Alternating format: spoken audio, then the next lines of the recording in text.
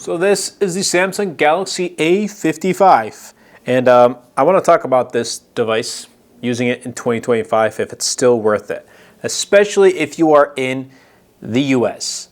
And that's because the Galaxy A55 never officially released here in the US. In fact, the A35 kind of replaced the A45. Essentially, they were very close in terms of specs. So we never really got a true A50 successor here in the US in 2024. I don't know what the future is looking like for 2025 if we just skip the 55 and get the 56 here in the US. But this was an option for some people who wanted the A55. You could have picked it up on Amazon like I did myself, and I've used it for almost a year.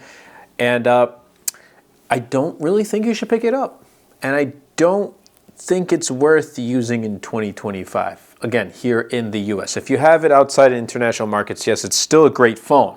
And I can stand behind that because I've used it. Just the day-to-day performance, the cameras, it's a mid-range device. The cameras, the quality of the display, and everything else about it has been really good. But again, its availability has kind of pushed me away from wanting to continue to use it or even recommending it. But let's start things off with design. It's very reminiscent of Samsung designs, but it feels more premium than past A devices. It has a glass back and front and also has an aluminum frame, and it's held up very well. I've taken very good care of this phone, so I've had no problems whatsoever. It's also IP67 dust and water resistant, so again, you're not going to have any problems if this falls like in water or whatever. You'll be pretty good. Now the Galaxy A55 has a 6.6-inch Full HD Super AMOLED display, 120 Hz panel, and it's nice. Even though it has thicker bezels, as you can see, I've gotten used to it. It's not any problem at all. Watching YouTube videos on this has been great. Samsung panels are always great, in my opinion. I've really had no complaints with any Samsung devices and their panels, even if it's a lower end Samsung device. And also definitely be sure to check out this wallpaper pack. It's called Illusions 2.0. Links will be in the description down below. But everything else about this, it feels good. It's a premium Galaxy A50 device, and it's an upgrade from the A54 in my opinion. When we come to the software and the performance, how has it held up in the past year? Well, here's the thing. With the Galaxy A55, you're getting the Exynos 1480, so Samsung's chipset. There's no Snapdragon, which is unfortunate. You get 8 gigs of RAM and 128 gigs of storage. There is also a model with 12 gigs of RAM and 256 gigs of storage, and that's great. You know, I think it's plenty of RAM and plenty of storage. 128 is, you know, for a flagship, it's not acceptable, but I think for this one, it is, and also the fact that there's a micro SD card slot expansion, so you can add extra storage if you need to. Now the Galaxy A55 and the 1480 chipset, the Exynos 1480, they've been performing much better in the past year when compared to my 1380 found in the A54, and that's to be expected. Obviously, it hiccups here and there. It takes a moment or two, and it's not as fast, it's not as smooth as a Snapdragon chipset. But again, I've had no problems. Like an extra couple seconds is okay, but I wish it really did have the Snapdragon. Again, you may notice some slight stutter and lag, but for the most part, I don't think you should have a problem. Again, I haven't had any problems either, but I just wanted to kind of share that with you guys.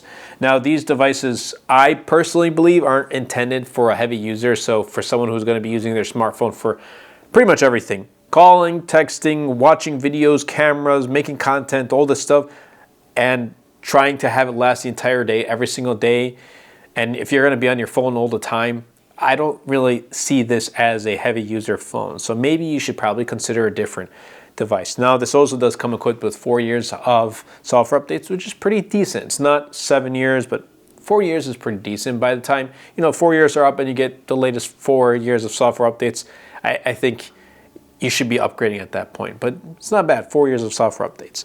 Now, again, in my past year of using this, I've really come to like it. And I've come to kind of wish it came out in the US, but I guess I feel like I understand why. They kind of had the Galaxy S24 FE, which was a little bit more expensive than the A54 in pricing, and they kind of replaced the A54 with the 35. So like they had this weird lineup going, but they were kind of filling in those price gaps, and this one just kind of really didn't fit in between. And this feels, it's very close to a Galaxy S24 FE. So I feel like if this released here in the US, Samsung would have felt that it would have been a little too redundant, or would have been too similar, and people would be choosing the cheaper device than going for the S24 FE.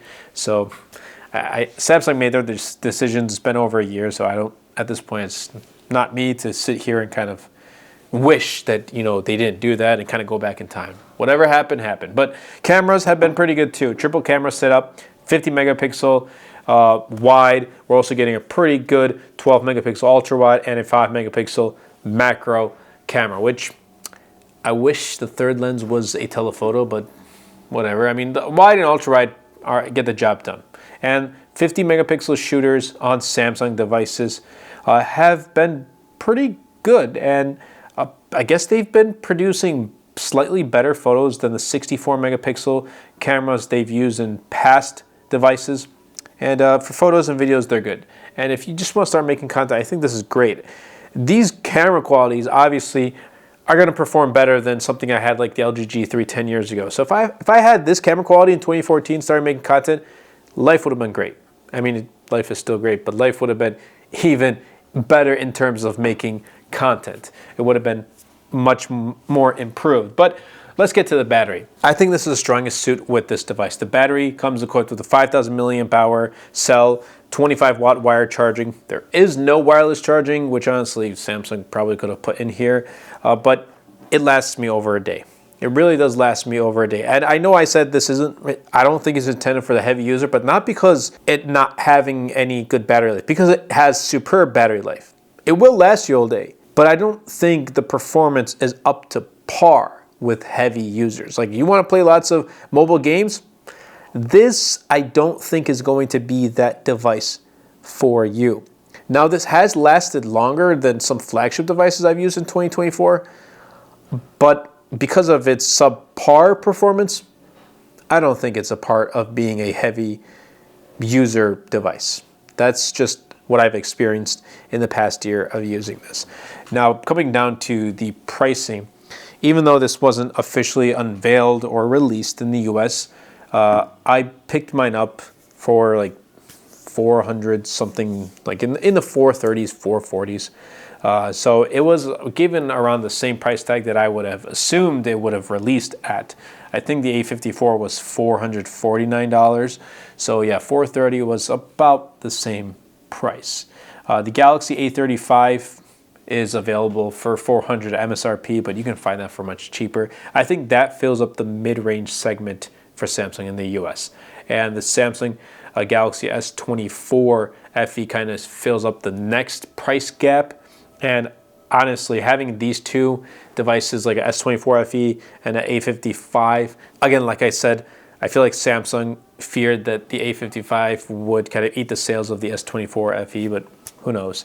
Now, if you're fine with having only a GSM model, I guess pick it up, but like, I wouldn't, because of just being not available in the US and not having the full support. I would probably pass on this. Is it going to perform well in 2025? Yeah, if you're outside of the US, if you're an international model and you have it in Europe or you have it in South America, yeah, it's going to be a good device. But my audience being primarily here in the US, I don't really think it's going to be a great choice of picking this up.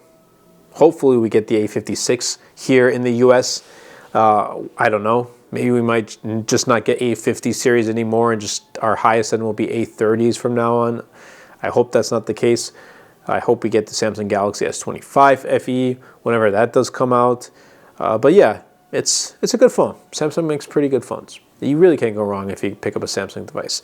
I know this video is kind of different and weird, talking about a phone, using it in 2025 that's still not available in the US, but I've wanted to share my thoughts and experience with this phone. I hope you guys did enjoy. If you did, definitely be sure to superman the like button, comment down below, and best of all, share this video because it really does help out the channel out a lot and will help push my content out to more people. There's a lot of different videos I have that I'm working on for this channel, and I hope you guys do enjoy. I hope you guys are here with me on this journey. My goal here for 2025 is 60,000 subscribers. And I also have my other YouTube channels as well, Tesla Volt, Dose of Pokemon, and I'm working on some other side channels too, so definitely be sure to stay tuned. But yeah, that's been it for me. And this right here, Samsung Galaxy A55, may or may not catch you in another video.